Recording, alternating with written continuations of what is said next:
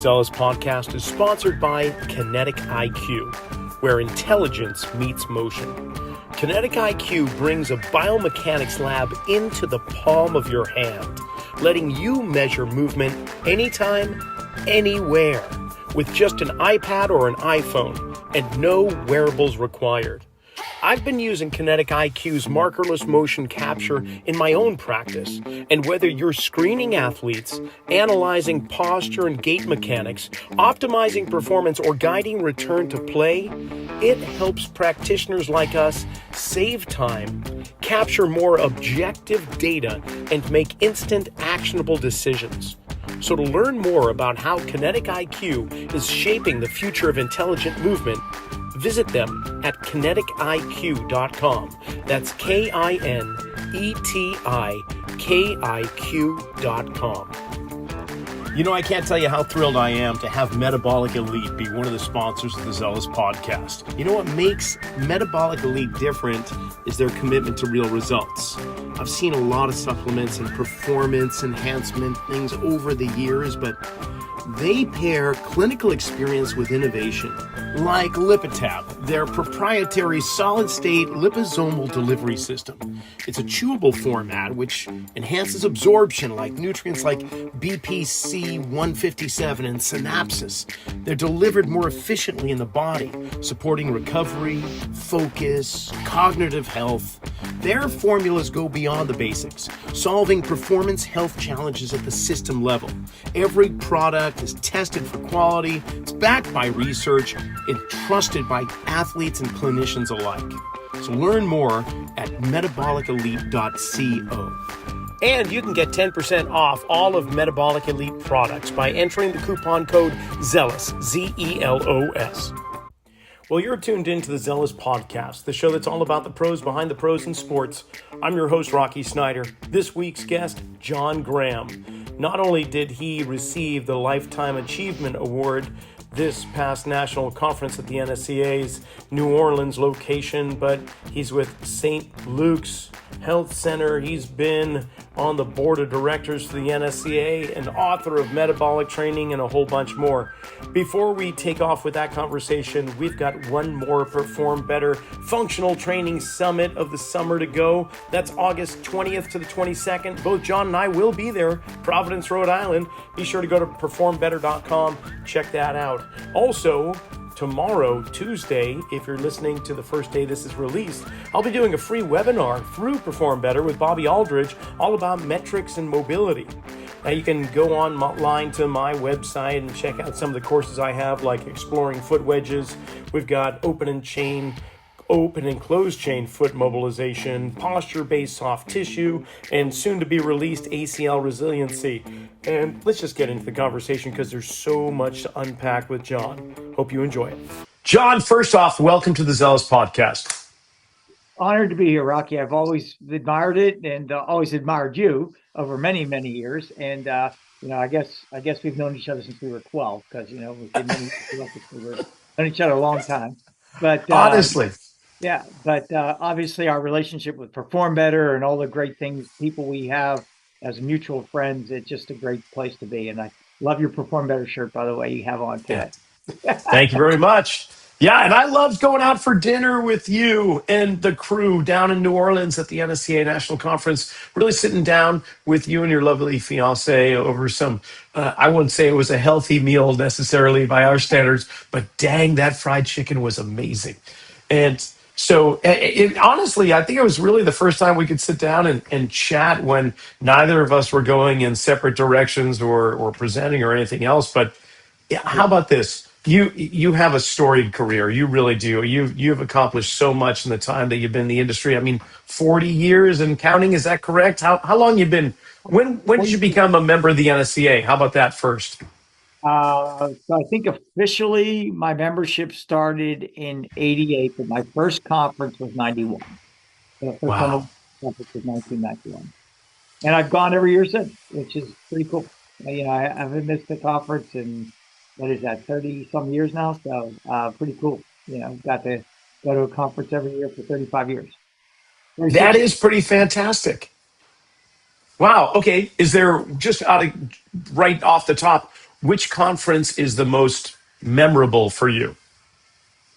Um, well, they all are in some regards, but I would say probably somewhere in the early 2000s when I met Chris Ford and performed better. I think that's probably, I mean, I obviously got elected to the board and did some, had some great days and great events. But when I met Chris and the crew from Perform Better, it kind of really helped me to kind of recenter myself with my career and where I was going and, um, get affiliated with some really good people. So, before I dive deep into your journey and your career, let's just bring up to speed the listening audience as to where you are now, your role, and what you're doing. Okay. So I am at St. Luke's University Health Network, major hospital system in the Northeast region. We have about 25,000 employees. It seems like it changes every day, so it could be up to 25 at this point. We are the number one quality hospital in the entire country. Number two and three were the Mayo Clinic and Houston Methodist. So our hospital system is recognized not locally or regionally, but nationally for the quality programs and the quality healthcare we provide to our community.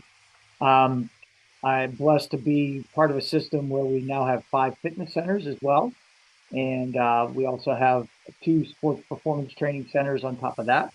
So we have a tremendous commitment to preventative health and long-term health, and we start at the youth level and work our way all the way through chronic conditions and disorders into seniors and adult populations. So we really target the whole thing. And ironically, my good friend Dr. Fagenbaum just wrote an article in the Strength and Conditioning Journal in June. It came out in the June issue about long-term activity development instead of long-term athletic development.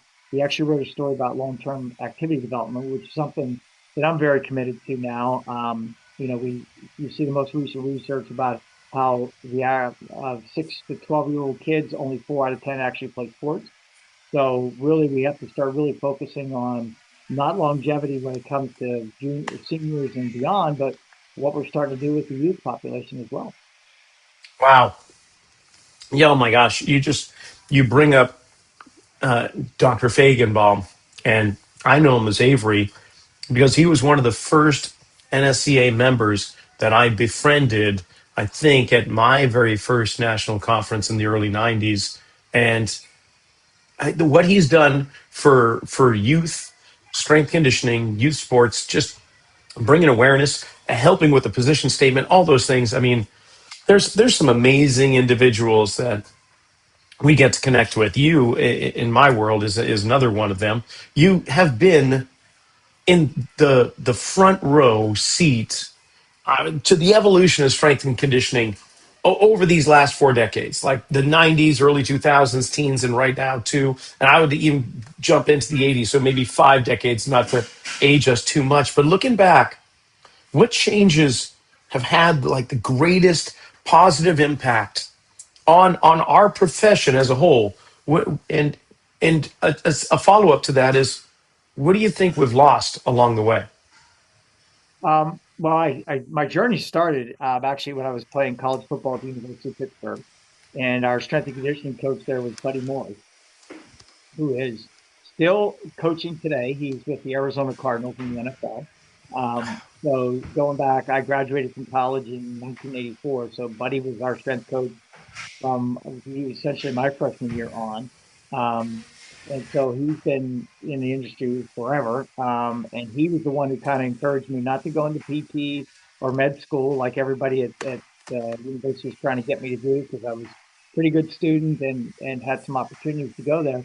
But he said, John, you really got to go into the strength and conditioning world and the fitness world. He goes, that's your calling, you know? So, um, I think my mom and dad probably initially were questioning my sanity on that one, but my mom was my biggest fan, and I miss her every day. She's been gone 2 years now, but my mom was my biggest fan, and she helped me to get connected to all the right people with letters and stuff. She was a typing teacher, so back in those days, you actually didn't use computers; you actually typed letters.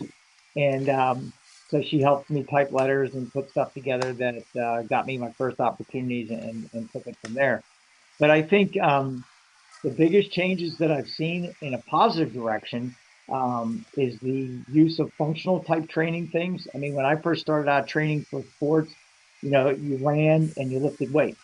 And nobody really worked on speed, agility, quickness, those kinds of things. Those are the things you naturally developed or you were God given with. But learning how to do all that and obviously our good friend Chris and what they've done at Perform Better has a lot to do with that because they brought all the toys in for us to utilize and work with.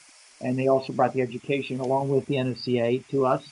Um, and then I think, over the years, the biggest changes that have happened is just seeing the evolution of the industry, seeing people get connected to the industry, watching the journals come out and doing all the research, seeing the connection between researchers and the practitioners at the NSCA has been a tremendous resource.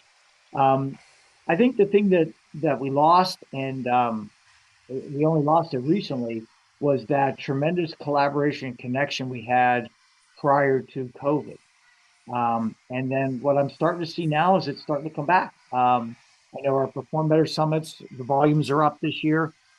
Chris is very happy with where the volumes are. But I also see the NCA people came back. It was nice to see so many people at the NCA conference this year in person, not just Yes. online. So I'm hoping that trend continues because um, it's nice the virtual platform and all the communication we can do, doing things like what you and I are doing today, you in California, me in Pennsylvania, doing this on a virtual platform. But there's nothing like being in person with someone. Like I have so much more fun like integrating with you and talking with you when we were in New Orleans and sitting down and as you said, maybe not eating the healthiest meal, but we definitely had a good time talking and just relating about what our profession's all about. And you have such a tremendous story and are such a legend in our profession. So to have a chance to sit down and talk with you just adds to my whole knowledge and understanding. Oh, you're very humble because I'm not the one that received the Lifetime Achievement Award this year with the NSCA. So I mean that what a great honor that is, but well deserved at the same time. You have achieved so much over the course of your career. It's staggering when I look up all of the things, all of the websites that just espouse all the things that you have done. It's staggering. And then all obviously looking around the backdrop of your office, that tells a long tale too. You've accumulated so much knowledge and experience. What's a lesson that you could never have learned from a textbook or certification, but only from these years of experience? Well, I think, and the biggest thing that I always talk to young professionals about, take every opportunity that you can and don't look at it as how much money am I going to make or what's the benefit to me by going and doing this. Um, I think the most important thing that I always tell all of our young professionals is when I started out in the industry and you went out and gave a speech, you didn't get paid and you paid your own expenses to go. So you and I went through this together. We Yeah. didn't get to, we don't, we're now at a different level in our careers and we now get paid to do stuff.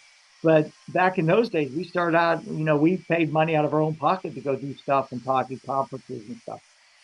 The biggest thing I stress to all the young professionals that I get an opportunity to work with, and you and I are getting up there and things like that.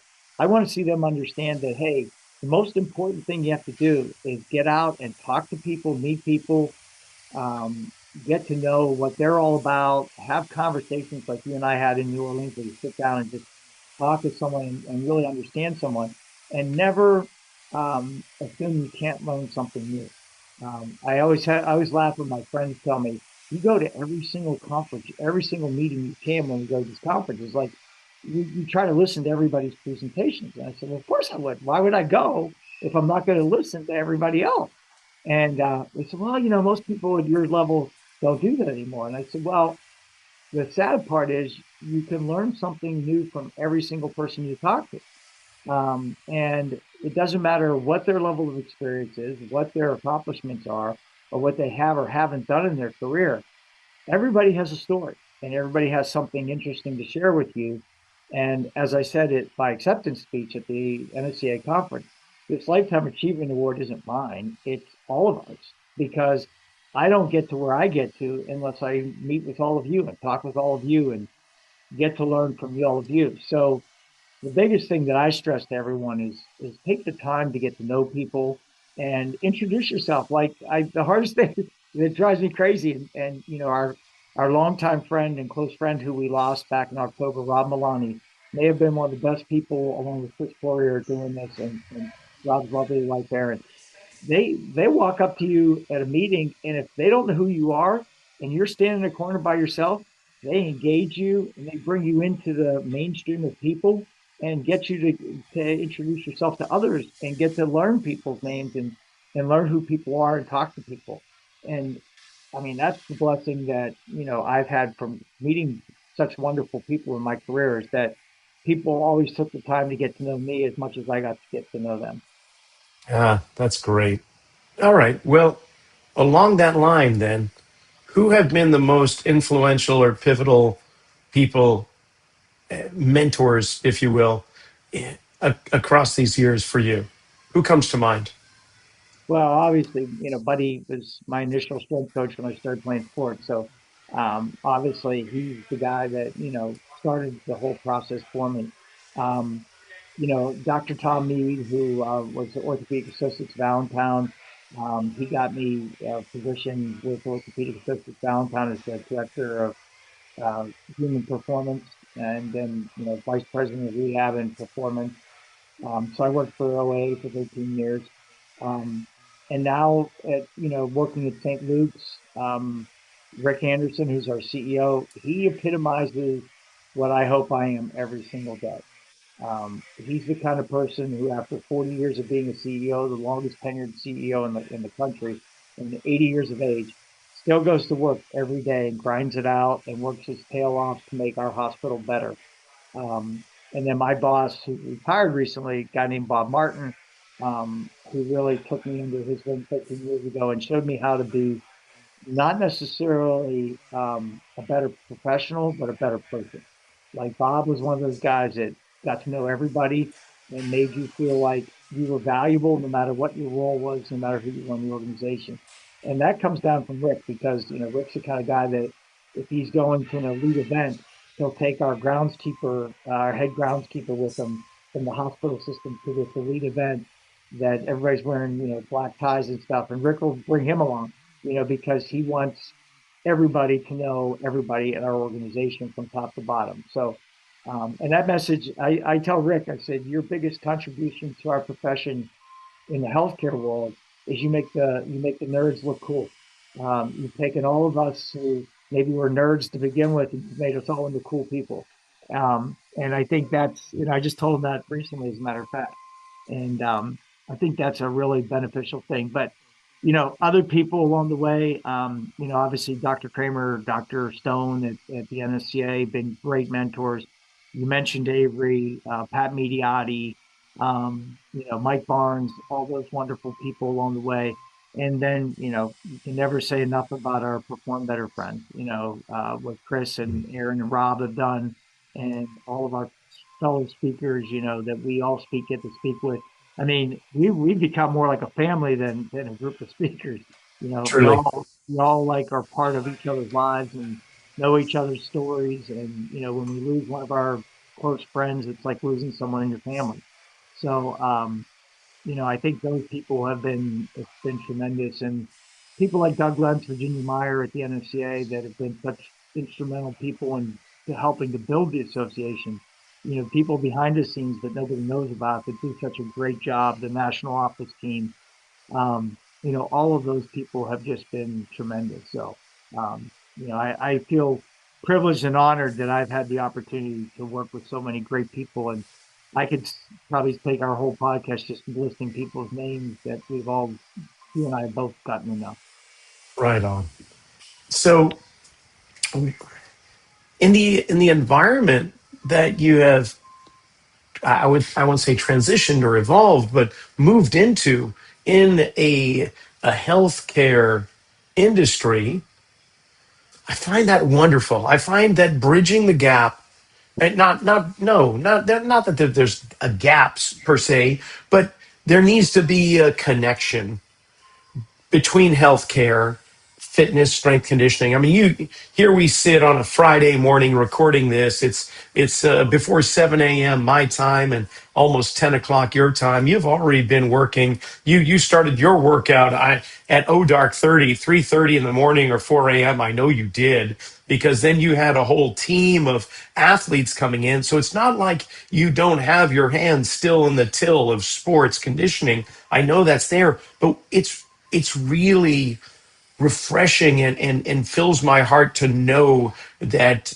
professionals like yourself are making an impact in the healthcare industry. And I would like to talk more about that. Like, how is it that you are taking your skills and in creating beneficial outcomes in the healthcare industry? Well, I think, a couple of things. Fortunately, I've always been lucky that I've worked with organizations that want to make that commitment. I mentioned OA and now St. Luke. To have people like Tom Mead and Rick Anderson now and Bob Martin, who saw the vision for preventative health care. And even though it's not the most lucrative or the most profit operating margin business that we have, certainly within our network, it certainly has a valuable asset to it. And, you know, it's funny because Rick always teasing me that I know more people in the organization than he does sometimes. And I was laughing about that because obviously that's not true. We named a hospital after the man, so it couldn't possibly be true. But the benefit is that we get, you and I, every day, and I said this in my acceptance speech, is we get to do something positive every day with people. Like, we get to positively impact people's lives. We don't deal with um, making people worse or having to deal with people getting worse. We don't watch people, hopefully never have a situation where somebody gets worse because of what we've been doing with them. Everything we do every day makes people better. And that's a great job. I mean, I don't even want to call it a job. It's a great vocation because we get to go home every night knowing we did a positive thing today. We made people better. We made people healthier. Um, Nobody gets to do that except us.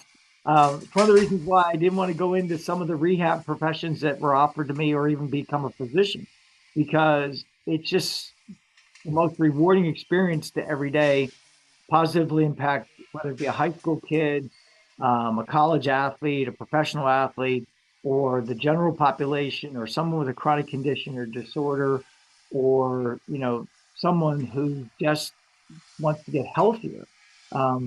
Knowing that you get to impact people that way every day. I mean, I don't even consider what I've done a career. I've considered it a lifelong benefit to me. To have that opportunity to always have a positive impact. And the really cool thing, and I'm sure you experienced this yourself, is knowing that you're now working with someone's kid who you trained them when they were in high school. And when I get to the grandchildren, I'm going to start to worry a little bit, Oh, and I'm not far off from that yet. not at all. You and me both. Yeah. So, I mean, my Oh, 82 kids I started with when I first moved to the Lehigh Valley in 1994 are now 50.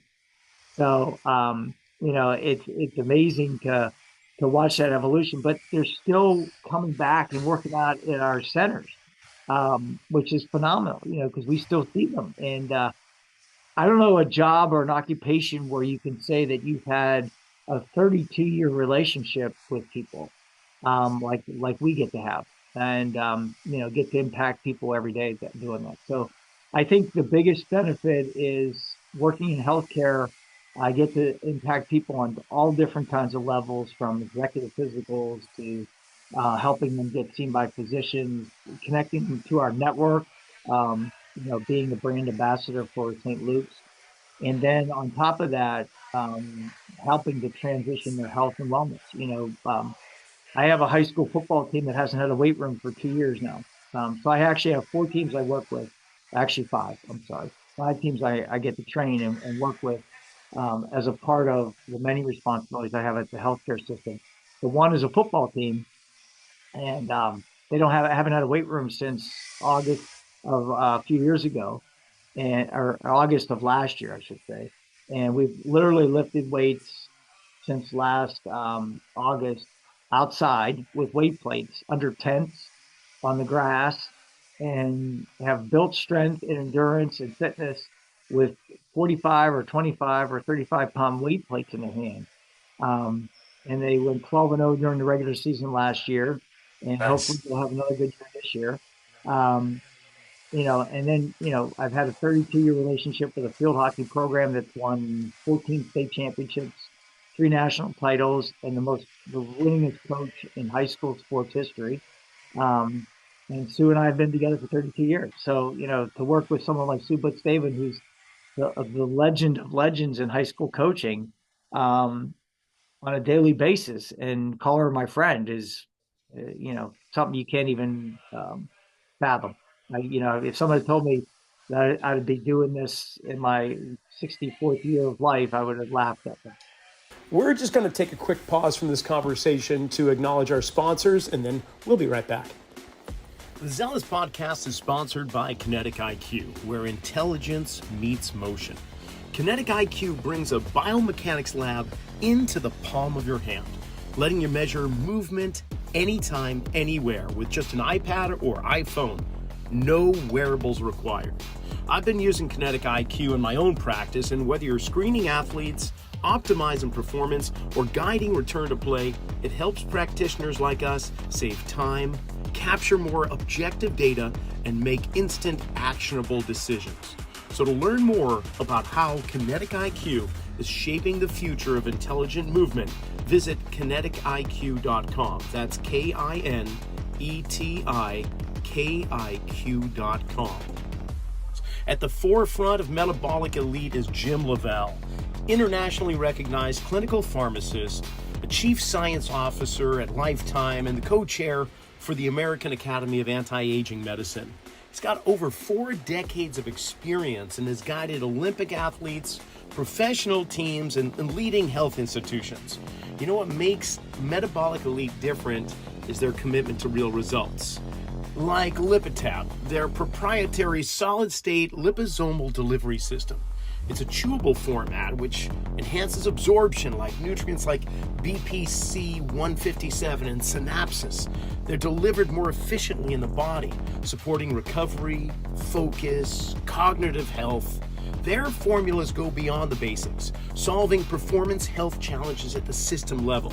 Every product is tested for quality, it's backed by research, it's trusted by athletes and clinicians alike. And you can get 10% off all of Metabolic Elite products by entering the coupon code ZELOS, ZELOS. It's something else. I know we're quite blessed. I've got a client that come January, we will have been training for 30 years consistently, pretty much nonstop, even through pandemics and whatever. And uh, now he has grandchildren. Before, his kids were just teenagers, and it's something else to be able to wake up and help others on a daily basis. You're right. It's in fact, my wife last night, we were laying on the couch, and she said, "Do you feel like you've got a good life?" Like, just one of those kind of philosophical questions. Are you happy? And I said, "Yeah, I don't think I could be much more happy than where I am right now in this moment." And what a blessing that is. So with the healthcare, and Smart to I say don't that want to her to. when you're sitting with her too, Rocky. Sorry. It's smart to say that to her when you're sitting there, right? Yeah, sometimes I don't have that wisdom come through that often, but there I nailed it for sure. Yeah, you did a good job. Thank you. I appreciate that. Yeah, we've had contracts with our local hospital, and we were teaching classes like senior strength conditioning and exercise for people living with Parkinson's and such. And And this is a healthcare group made up of many hospitals on the West Coast. But John, I've got to say, we were the only location with a program like this. They called it the Personal Enrichment Program, or PEP classes. And they, the higher ups needed concrete information and statistics to show that prevention is actually cost effective in reducing hospital visits and stays and reducing medication and so on. And it's kind of an uphill battle in that regard. It's still going on, but it's something that is not just sweeping the nation. Unfortunately, I'm wondering how you're doing it, and if the hospital network or others are following suit. So, I mean, one of the things that we obviously track in healthcare, and I think I have it somewhere sitting in this office, but I did a report when I was in the early 1990s when I was at Hammond Health System, where we looked at employees who were members of our wellness center versus employees who were not. And we looked at the number of days, we looked at it over a 3-year span, and we looked at the number of days of work that they missed, um, their healthcare costs, and we took out any catastrophic type events because obviously catastrophic events aren't something that wellness necessarily prevents. But we took out all those things and we looked at it, did a really broke down the analysis of it. And what we found was people who exercise or were members of the fitness center. So we didn't really measure their attendance back in those days. But if they were just a member of the wellness center, they were missed significantly less work time due to illness than their counterparts. And their healthcare costs were significantly less. And over that 3-year span, what we saw was that while everybody else's healthcare costs were climbing astronomically quick, they were just shooting up, 30, 40, 50% every year. The group that was members of the wellness center were going in a very slow climb in healthcare costs.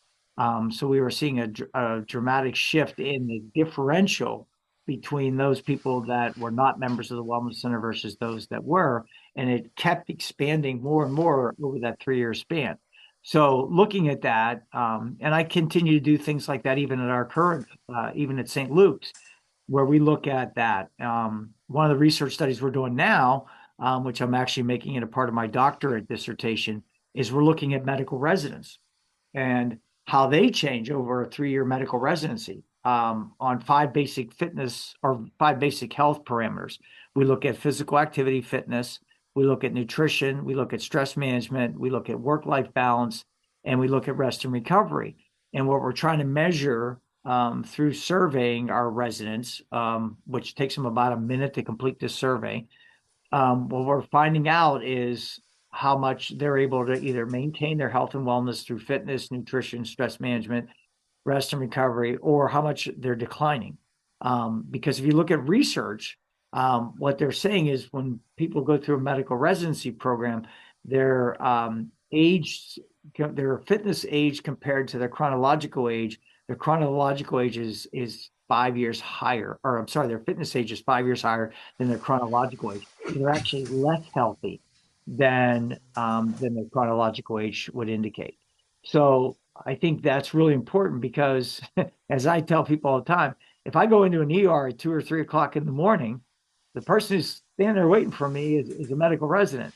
And a lot of the care that gets done in any healthcare system is by medical residents.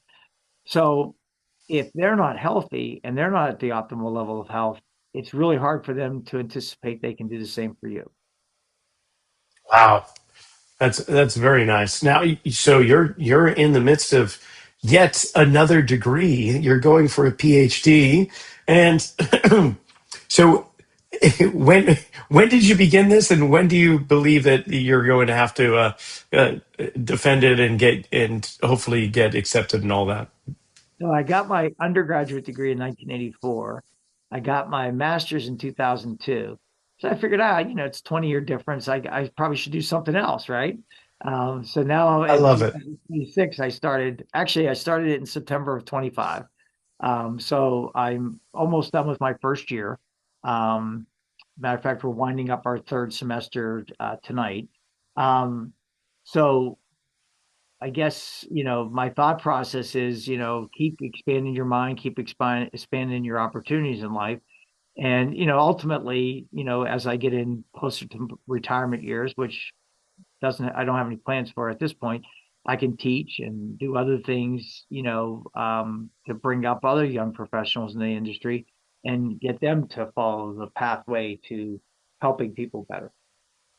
Love it. I think, well, I'm on the same path there. Not that I'm going for my PhD this year or anything else, but I did go back to school many years later after my undergrad was 90, and and the master's was more recent here. And but it's a different pursuit, wouldn't you say? Like when we were in our 20s or late teens going for that undergraduate degree, it was I was, yeah, right. But now I don't know, I think I took it a lot more serious and more disciplined, and actually paid attention a lot more. And so, well, good for you. That is wonderful. And who knows, maybe there'll be a program out there for me in the not too distant future. You speak of younger coaches or students and so on. Looking over the years that you've worked with younger professionals, there's been a constant for the exceptional ones, the standout ones. What is that constant? I think they don't look at their workday as the scheduled 8 hours that they're working. They look at their day as I work until everything's done that I wanted to get done today. I think that's the hardest concept. Um, and maybe in some regards, people always ask me, well, you work these 12, 14-hour work days and you've been doing it for so long and you work weekends, you know, um, what do you think is, why would you think that's a good thing? And I said, well, it's what I needed to do to get things done. So maybe I wasn't as smart as someone else. I don't know, but I just had to work harder and longer to get stuff done. But what I always try to tell our people is, look to do something beyond your normal scope of work every day that you accomplish, whether it be read an article, um, volunteer to speak at a conference, go out and do some volunteer work in the community, coach a youth program, do something every single day that's beyond the normal commitment that you have for your work schedule. If you can do that and you exceed your daily expectations of what a normal work schedule would be, you're going to end up moving forward in this industry and you're going to end up being successful in this industry. I would have never thought I would have been given the opportunities to speak for Perform Better, to do all the things I've done in the NSCA. Those things happen because I was just willing to say yes to people asking me to do something.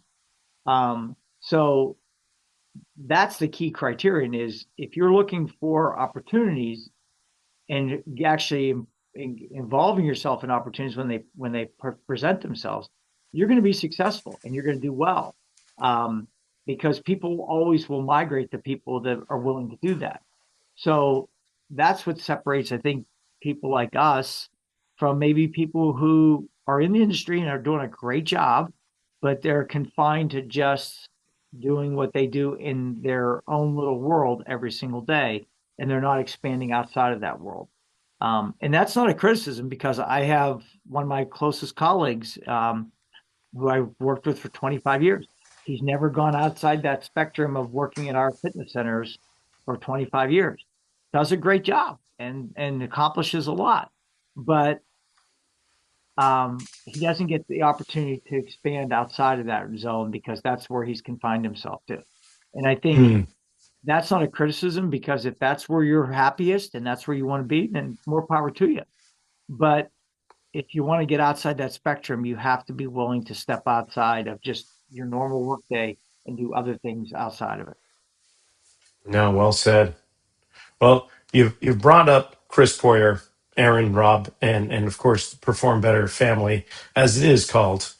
Eh, There's one more summit coming up And that's going to be August 20th to 21st, 22nd, roughly, in Providence, Rhode Island, kind of their flagship, so to speak. They're bringing it on home, the last summit of the year. And you'll be presenting there. I'll be attending, but I will not be presenting. I just want to sit in the seats and see what I can learn from you and all the other amazing presenters, and just great networking opportunity. Any chance I can get to go to Perform Better, I don't really pass it up. So what is it? Yeah, I want to give you a little bit of a time to explain what it is you're going to be talking about with the lecture and hands-on.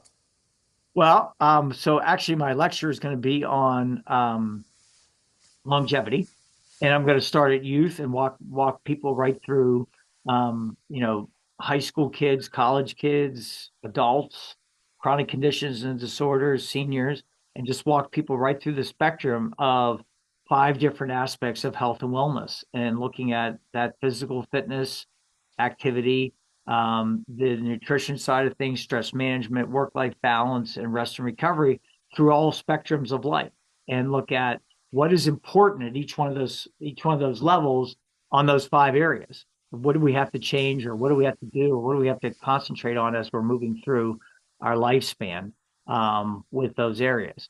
And my goal is at the end of it to get people to understand that it's not just affecting people. Longevity isn't just about what you're doing when you get into your 50s and beyond, but what you're doing leading up to that is all about longevity, and where you're at and what you're doing in life. Um, you know, that's what's going to be essential to get people to understand, because quality of life is going to continue to go down if we don't find a way to really educate people at a younger age about the benefit of that. I brought it up earlier today. When you look at 4 out of 10 kids between the ages of 6 and 12 play organized sports, so what are the other 60% doing? Is that somebody getting them active and getting them out there and doing activities? Or are they going home every day and playing, playing on their computers, and, or playing video games and things like that, and not really engaging in doing physical activity? Yes. I'm just thinking how difficult it is, how challenging, I would say, to try to get that message across to the younger individuals without it being more family or community oriented. So so how do you get that message across? I guess that will be a good question right there. How Right. do you propose that? Well, I mean, you know, I show one slide that's kind of a funny slide. It's someone walking their dog while driving a car. So they're driving the car, and the dog's leash is outside the car, and they're walking the dog while driving their car. Um, and people, when that slide pops up, people laugh and think it's funny, and which it is. Um, but I say to them, I said, so think about it this way: how many people do you know in your neighborhood that have electric fences for their animals? And how many people do you know don't actually physically take their dogs out for walks every day? If they have a pet. And I say, that's true not only of animals, but that's also true of each other. Like, how many people actually get up from the dinner table and go out and do a family activity like a walk, or go in the backyard and just do some activities, and maybe play wiffle ball, or have some kind of fun activity that they do as a family, and versus sitting and texting while they're having dinner, and not really paying attention to talking to each other and communicating. I mean, it's all about engagement. In some way, some regards, probably am a dinosaur in this, but I won't allow kids to bring a phone into a weight room. Um, I just tell them, look, your phone's not coming in here. But coach, I have my program on here. No, I have your program right here, and here's what we're going to do. So you don't have to have your phone with you to be successful. And I know there's some really great software programs that have been put together for strength and conditioning that people use on their phones, and like to use. But what I find is when kids bring a phone into a weight room, or a person brings a phone into a weight room to use for what they're doing on a workout plan. They want to watch a video. They want to do a video workout. What inevitably happens is they get a text message, or they get a phone call, or they They get an email that they address as opposed to staying locked into doing their fitness activity. It's one of the reasons I created metabolic training, because metabolic training is, we have 40 to 50 exercises that we circulate through and go through as a big, massive class of group of people. But there's only 10 or 15-second rest intervals in between each station. So nobody has time to look at a phone. I created it partially for our medical residents, because what I found was they were coming to the gym and they were sitting against a wall looking at their cell phone and responding to text messages, as opposed to working out and doing what they're supposed to do. So I think that's the most important thing, is getting people to find ways to be engaged in physical activity versus, sitting in a room, having, texting or doing whatever. Our medical residents, we do fun things with them. Like we have pickleball tournaments with them where they go out and play pickleball with each other. That's how they get to know each other, and talk to each other as well, as much as anything else. I'm so glad you bring this up because okay, we're going to be the the dinosaurs in the room here, but I remember when gyms, health clubs, workout rooms were one of the best social events of my day. Like I recall working for my cousin's asphalt paving company in the summer in the hot, sweltering heat of New England. And there was nothing like going to AJ's gym in North Reading, Massachusetts, where it was just a glorified chicken coop, a big floor fan just blowing the hot air out the door. There was a hose around the back if you needed water. There was no water fountains. And there was just, it's where you went and worked out with a whole bunch of other people and you actually had conversations. And the interesting thing, I mean, I'll take New Orleans. I went to the hotel gym to get my workout going on, and there was about 7 or 8 people in there working out, but they all were having some earplugs in their head and listening to their own music or a podcast or whatever they were doing. But it was a signal that I am not to be disturbed. I don't want to speak to anybody. It's become something completely different. There is a lack of the social connection at most health clubs these days because, unfortunately, technology and the phones and music. I really love going to gyms where maybe the music is on a speaker and no one's got their.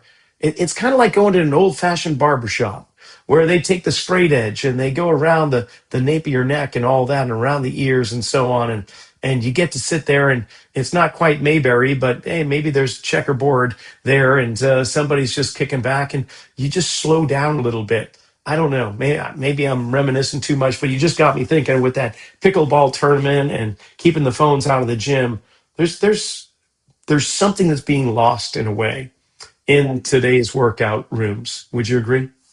Oh, totally. And I think to go back to your point that you were on, is when people were wearing headsets and had earplugs in, you say hello to somebody walking by you, they don't even hear you because they're so tuned into their music. I think the only time I ever wear earplugs is when I'm running by myself outside. There you Um, go. the only time I ever do it. If I'm running with other people, never put them on, because during our run we'll carry on a conversation with each other, and that's how we talk to each other and connect with each other. Um, it's such a lost experience when people don't have that ability to communicate directly with people when they're doing their workouts. Um, and I'm not saying people should sit there and have conversations. Don't get me wrong, because obviously we're there to work out and we want them to work out, and benefit from the exercise. But just the opportunity to say, "Hey, great job, good workout, good set," something like that. If they have earplugs in, you can't even say that to them. Yeah, we've got group exercise classes here we offer several times a day, and we'll just have music going on in the background that hopefully appeals to just about everybody's taste, and that way no one's putting headphones in. You've got a little bit of music, but it's a community, it's sense community, and these people that come in as strangers bond and create friendships And now they're going off outside of the gym and doing things, going to events, going out for dinner or whatever the case may be. That wouldn't have happened. So I don't, I'm going to sound like an old codger. So I guess I'll just stop there. This is just, I think it's an important thing that we need to continue on. Yeah, it's what so you mentioned earlier in our conversation today, what are the good things that, we've seen in the industry, and that connection is one of the good things. The loss is that people stop doing that connection. I mean, it's a completely different subject off of physical activity, but the one thing that I don't like is when you get on a virtual call with someone and they never put their camera on. You know, I want to connect with you. So the only way I'm going to connect with you, I never have a call with someone where my camera's not on. I mean, even if I'm eating, I put the camera on because I said, I want you to know, see my facial expression and know that I'm connected with you in this conversation. I'm not doing three other things while I'm working with you on a call. Um, and that's really important with, even working with young athletes and young kids. I know you probably experience this, just keeping their attention while you're talking to them about what we're going to do next is sometimes a little bit of a challenge. They'll start to talk to each other. I'll stop, in the middle of it, and I'll just say, okay, what do you got to contribute? Because it sounds like you got something that we all want to hear, and not to make them feel uncomfortable, but more because I want them to understand that, hey, who's ever speaking at any given time, that's the person we listen to, whether it's one of your teammates, whether it's a coach, whether it's something along those lines. And if you're distracted from that, you're losing an opportunity. Right on. Oh, that's great. I had all these questions kind of in my head about the NSCA and your volunteer work with them, the leadership, being on the board and serving on so many different committees. But honestly, we'll just come back another time, perhaps. I really enjoyed the direction this conversation has gone in, and I think it's very important. What we're just speaking of is creating the connection, and all the more reason to go to conferences because I love the in-person aspect. I myself, although I'm outgoing and you would think, yeah, he's very extroverted, but when it comes to interpersonal communication and having talks with people, going up to individuals, that was very challenging for me at first. And somewhere along the way that shifted. And I think one of the main reasons it shifted was because I was going into conferences and not knowing anybody there. So I could make the decision just to stay that way, or I could do something about it and start to create a network. And as soon as I did, boy, the world opened up tremendously with amazing colleagues like yourself and other opportunities that present themselves just by reaching out there with an open hand and introducing yourself. So for those listening, if you have the opportunity to go to Perform Better's last summit of the year in Providence, you'll get to connect with both John and myself. And John, I honestly, this has been a true treat and a pleasure for me. Uh, you've written books. How about we just? Not that we have to plug your books or anything, but you've got some really remarkable work. Where can people go to learn more about John Graham? Well, my metabolic training book is the most recent one that I wrote, and I collaborated with my good friend, longtime friend Mike Barnes on that one. That's actually, you can do it. It's a human kinetics book, but you can even get it on Amazon. I've contributed to a lot of different NSCA books on everything from program design to speed training, to chronic conditions and disorders. So contributed to books in that regard. Those are all human kinetics books, so they're out there and available. But I think that the biggest takeaway I would say from everybody is, just have these conversations like Rocky and I are having. We had to meet each other at some point to have this kind of relationship and partnership that we now have. And I think the biggest thing that I can suggest to everyone is to do that, number one. And then number two, in your daily work, people always make a joke. They say, how do you get kids to do the workouts? Because sometimes kids don't want to do the workouts. And I have a couple of tricks that I'll share real quick at the end here. And I actually do it with my adult classes too. So one of the things I started doing a while ago was we actually count reps together. So when I'm doing the plate workout with my 80 football players, I'll say the word down, and every time we do a rep, the kids count the number. So we're doing sets of 20 on some of the lifts. So I'll say down, they'll count the rep, they'll count one. And what I do is I pay attention to everybody in the group and I watch everybody. And that means from our star players to our entry level players. And if somebody's not keeping up, what I'll say is, you guys know I love exercise. And I saw Rocky was having a little bit of trouble with the last set. Now, it may be because Rocky wasn't trying to push himself on that last set, but I never make it a negative. I always say, I think Rocky wants to do another set. So let's do one more, for Rocky, because I think Rocky really enjoys what we're doing here. And so I tell them, I say, look, if you guys do something against what our plan is today, that's telling me you want to do it again because you want to do it more, you want to benefit more from it. I always tease our kids who wear the, as Rocky, people like to wear the flip flops and the Crocs and all that stuff to workouts. And obviously that's the last thing we want them to wear. So I have a rule now that when the kid wears his Crocs, it's an automatic 15 push-ups for every kid on the team. So, if I got 4 kids doing it, that means we're going to do 60 push-ups. And I always tell them, I said, you guys do this for one basic reason. You know how beneficial push-ups are for us. And you know that if we get to do those, we're going to get better. So the only reason you wear Crocs is because you want us to do push-ups today, right? Well, it's funny because, you may have the first workout where 4 kids do that. It never happens after that. And I can't figure out why that transitioned so quickly because that's not meant to be, the process. But I just think it's fun that you try to find ways to get people to positively do things. No parent has ever come up to me and said, you yelled at my kid today, because I never do that. I find a positive way to get kids to do what you need them to do. And that's true of adults. In our classes, we'll have adults count the reps. And people always laugh. They say, I can't believe you got a 60-year-old CEO of a company counting repetitions. And I'm like, well, I'm not going to count them.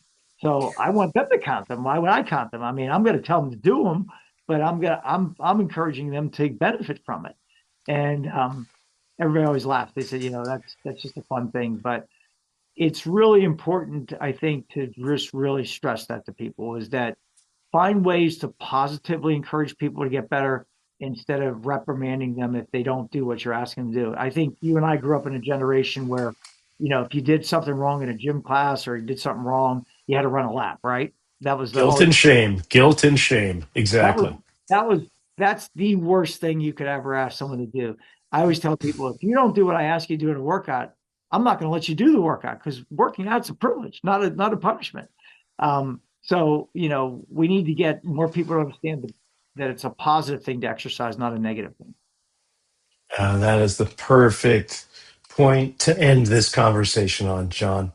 Man, thank you. I know you got a busy day and you still managed to put some time aside for me. So I'm so grateful for you. And I can't wait to see you in less than a month's time on the East Coast there. We're going to have some fun.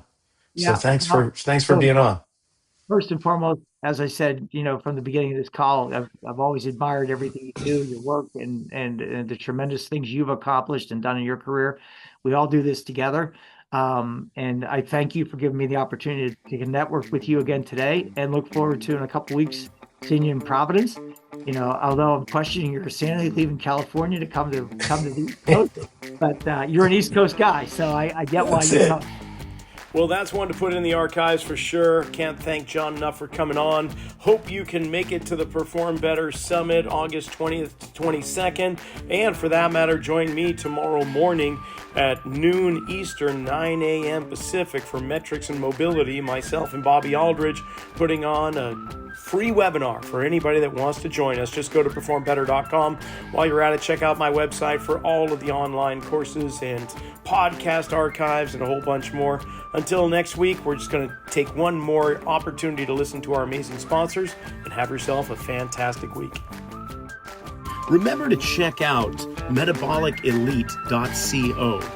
check out all the products they have on their website. Synapsin Pro is something I've been using to help stay focused without having to over-caffeinate myself. It keeps me in the zone so I can just really hone in on the things I need to achieve without feeling like, man, I gotta reach for an energy drink every 5 minutes. Metabolicelite.co. And don't forget, Kinetic IQ. They've got markerless motion capture for morons like me. I can use their product with my iPhone or my iPad. I can look at posture analysis, movement analysis of any exercise, gait analysis. It gives me everything I could possibly want when tracking people's movements. So, check out kineticiq.com.